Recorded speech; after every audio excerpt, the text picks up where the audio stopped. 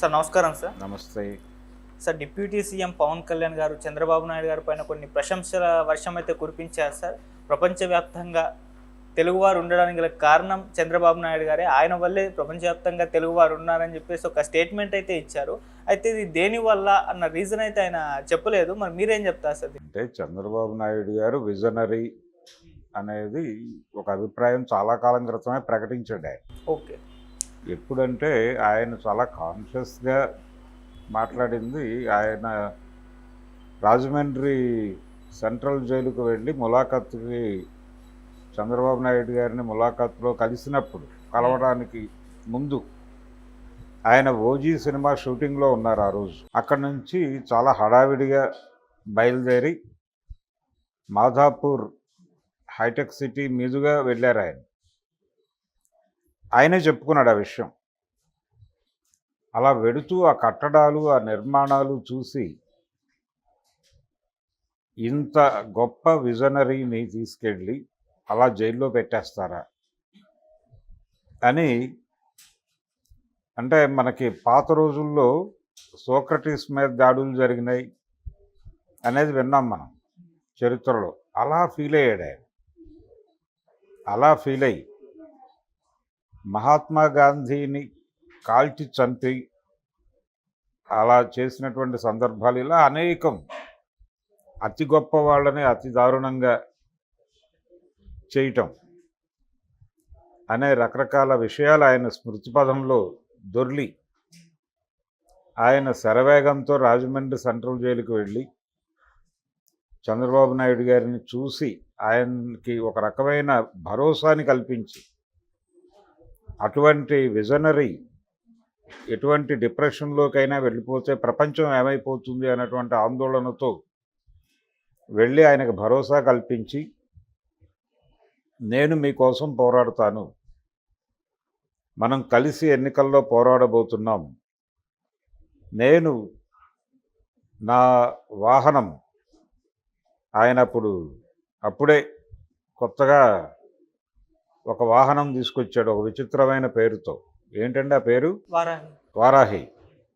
వారాహి అనేటువంటి వాహనంతో ప్రజల్లోకి వెళ్ళి, నేను మీకు జరిగిన అన్యాయం గురించి ప్రజల్ని మేలుకొలిపి మీ వెనక నడిపిస్తా అని చెప్పి ఆయన అక్కడ మాట్లాడి బయటకు వచ్చిన తర్వాత ఆయన చేసినటువంటి మీడియా ముందుకు వచ్చి ఆయన చేసిన ప్రసంగం ఎంత ఉద్వేగంగా మాట్లాడారో, ఎంత ఆవేశంగా, అంటే ఎంత చెలించిపోయి ఆ చలనాన్ని ప్రజల హృదయాలలోకి పంపు చేయటం కోసం ఆయన ఎంత ఆతృత, ఎంత ఆవేదన చెందారో మనకు అర్థమవుతుంది.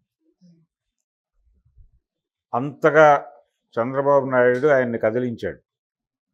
చంద్రబాబు నాయుడు గారు హైదరాబాదులో సైబరాబాద్ నిర్మాణం, పర్టికులర్గా సైబరాబాద్ అనబోయి ఒకసారి ఆయన తడబాటున హైదరాబాదును మనమే కట్టాం తమ్ముళ్ళు అనే ఒక పదం ఏదో దొర్లింది. దాంతో ట్రోల్ అయ్యాడు ఆయన. అయితే సైబరాబాదు అంటే కంప్యూటర్ అనేది మన ముందుకు తీసుకొచ్చింది చంద్రబాబు అనే అభిప్రాయం చాలామందికి ఉంది. అయితే జవహర్లాల్ నెహ్రూ దగ్గర నుంచి ఈ కార్యక్రమాలు నడుస్తున్నాయి అనే విషయం చాలామంది కన్వీనియంట్గా మర్చిపోతారు. హైదరాబాద్కి 63లోనే కంప్యూటర్ మెయింటెనెన్స్ ఇన్స్టిట్యూట్ ఒకటి వచ్చిందనే విషయం కూడా చాలామంది కన్వీనియంట్గా మర్చిపోతారు. అది అప్పుడు ప్రభుత్వ రంగంలో ఉండింది, అది తర్వాత టాటాకి బదిలీ అయింది, ఇంత చరిత్ర ఉంది దీని వెనకాల అనే విషయం కూడా కన్వీనియంట్గా మర్చిపోయి సమాచార సాంకేతిక విప్లవ రథసారథిగా చంద్రబాబు నాయుడు గారిని పొగుడుతూ ఉంటారు. వారే లేకపోతే కంప్యూటర్లు మన జీవితాల్లోకి వచ్చేవా, వారే లేకపోతే ఈ ఐటీ అనేటువంటిది మనకి దక్కేదా, ఆయన విజన్ వల్లనే మనందరము ఐటీలోకి వెళ్ళగలిగాం, ఆయన విజన్ వల్లనే మనందరము కూడా అమెరికా వెళ్ళగలిగాం, ఆయన వల్లనే ఈ రోజున ప్రపంచంలో భారతీయులు ఉన్నారంటే ఆయన వల్లనే అని ఆవేశంగా మాట్లాడాడు ఈరోజు. ఆ కాంటెక్స్ట్లో నుంచి ఈ రోజున విదేశాల్లో ఇంతమంది తెలుగువారు ఉండటానికి కారణం చంద్రబాబు అనేటువంటి ఒక అభిప్రాయ ప్రకటన చేస్తాడు ఆయన. అయితే దీనికి చంద్రబాబు నాయుడు గారు కారణం అని నేనైతే అనుకోవడం లేదు. ఓకే. పవన్ కళ్యాణ్ పాపం ఉద్వేగంలో ఆవేశంలో ఏదో అలా ఒక నిర్ణయానికి వచ్చాడు, కానీ జరిగిన గోల వేరు. వరల్డ్ బ్యాంకు భారతదేశాన్ని తన గుప్పెట్లో ఇరుకుంచుకోవడానికి చేసినటువంటి రకరకాల ప్రయత్నాల్లో భాగంగా పివి నరసింహారావు గారు ప్రధానిగా ఉండగా వరల్డ్ బ్యాంక్ పెన్షనర్ అయినటువంటి మన్మోహన్ సింగ్ గారు ఇక్కడ ఆర్థిక మంత్రిగాను సలహాదారుగాను ఈ దేశాన్ని ఆర్థికంగా అదొక దారుణం. అంటే చంద్రబాబు నాయుడు గారిని ఎలాగైతే మనం ఐటీ విజనరీగా, ఇప్పుడు పవన్ కళ్యాణ్ గారు ఈ రోజున ప్రపంచవ్యాప్తంగా తెలుగువారు ఉన్నారంటే దానికి చంద్రబాబే కారణం అని ఎలాగైతే ఆవేదన పడ్డాడో, ఆవేశపడ్డాడో, అలాగే ఈ దేశాన్ని ఆర్థిక కష్టాల్లో నుంచి బయటకు తీసుకొచ్చినటువంటి ఒక ఆర్థిక శాస్త్రవేత్తగా, ద్రష్టగా మన్మోహన్ సింగ్ని కూడా ఇలాగే పొగుడుతూ ఉంటుంది ప్రపంచం. ఓకే. అదొక విచిత్రం. ఆయన ప్రపంచ బ్యాంకు పెన్షనర్గా ఇక్కడికి వచ్చాడు.